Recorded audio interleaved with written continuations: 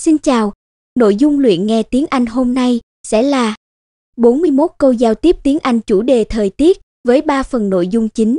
1. Các mẫu câu giao tiếp tiếng Anh nói về kiểu thời tiết. 2. Các mẫu câu giao tiếp tiếng Anh nói về nhiệt độ. 3. Các mẫu câu giao tiếp tiếng Anh nói về dự báo thời tiết. Chúng ta cùng xem hết video để không bỏ lỡ các mẫu câu giao tiếp nào nhé. Nếu thấy video hữu ích thì đừng quên like và đăng ký kênh để ủng hộ mình nha. Nào cùng bắt đầu bài học. 1. Các kiểu thời tiết. Thời tiết thế nào? What's the weather like? What's the weather like? What's the weather like? Trời nắng. It's sunny. It's sunny. It's sunny. Trời đang mưa. It's raining. It's raining. It's raining. It's raining. Hôm nay đẹp trời thật.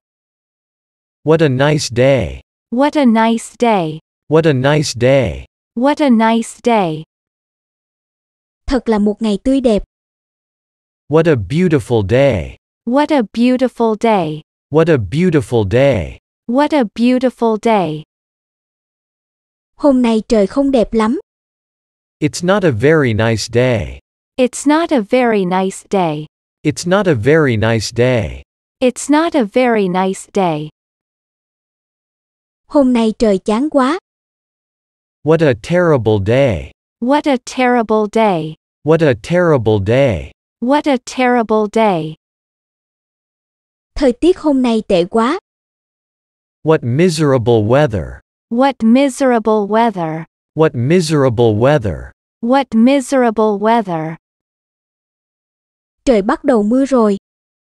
It's starting to rain. It's starting to rain. It's starting to rain. It's starting to rain. Trời tạnh mưa rồi. It stopped raining. It's stopped raining. It stopped raining. It's stopped raining. Trời đang mưa to lắm. It's pouring with rain. It's pouring with rain. It's pouring with rain. It's pouring with rain. Trời đang mưa như trút nước. It's raining cats and dogs. It's raining cats and dogs. It's raining cats and dogs.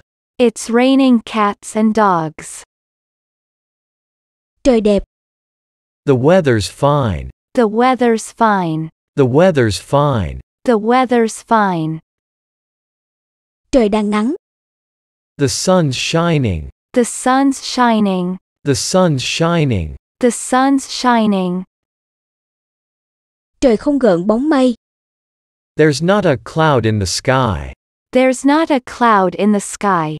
There's not a cloud in the sky. There's not a cloud in the sky. Trời u ám. The sky's overcast. The sky's overcast. The sky's overcast. The sky's overcast. Trời đang quang dần. It's clearing up. It's clearing up. It's clearing up. It's clearing up. Mặt trời ló ra rồi. The sun's come out. The sun's come out. The sun's come out. The sun's come out. Mặt trời vừa bị che khuất. The sun's just gone in. The sun's just gone in. The sun's just gone in. The sun's just gone in. Đang có gió mạnh. There's a strong wind. There's a strong wind. There's a strong wind. There's a strong wind. Gió đã bớt mạnh rồi. The wind's dropped. The wind's dropped. The wind's dropped. The wind's dropped. Nghe như là sấm.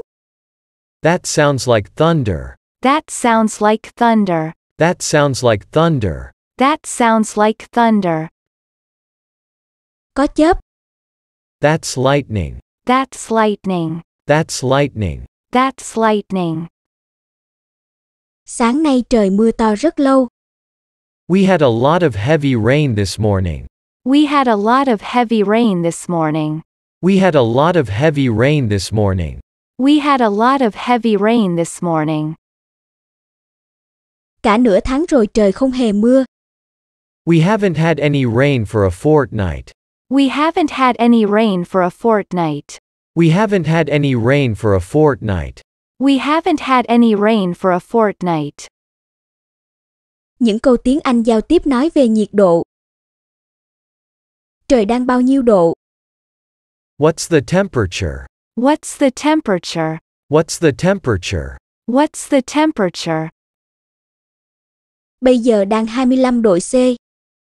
It's 25 degrees Celsius. It's 25 degrees Celsius. It's 25 degrees Celsius. It's 25 degrees Celsius. Nhiệt độ nằm trong khoảng giữa 20 độ C. Temperatures are in the mid-20s. Temperatures are in the mid-20s. Temperatures are in the mid-20s.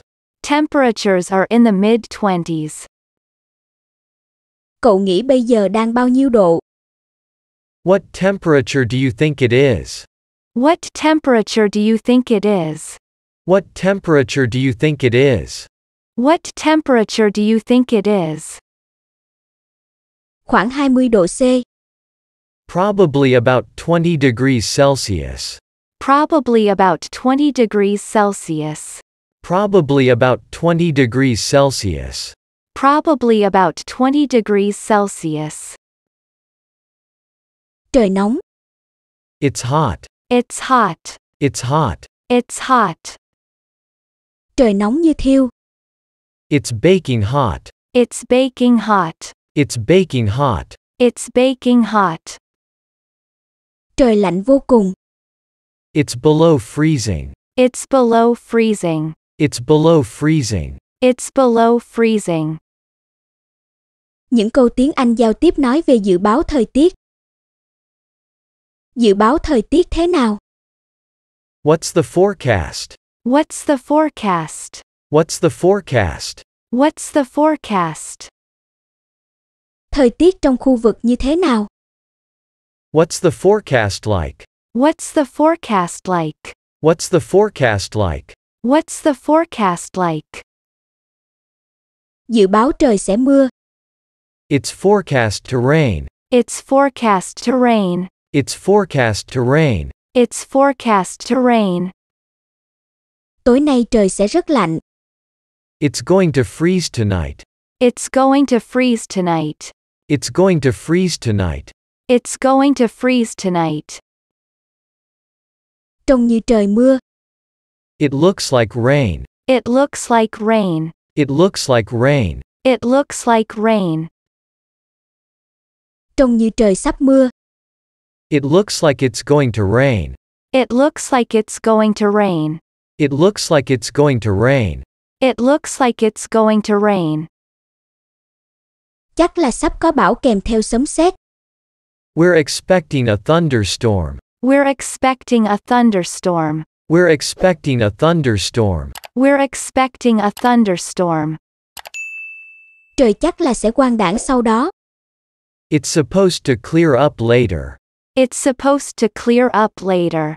It's supposed to clear up later. It's supposed to clear up later. Các bạn xem tiếp video 60 cặp câu hỏi đáp. Luyện nghe tiếng Anh giao tiếp ở đây nhé.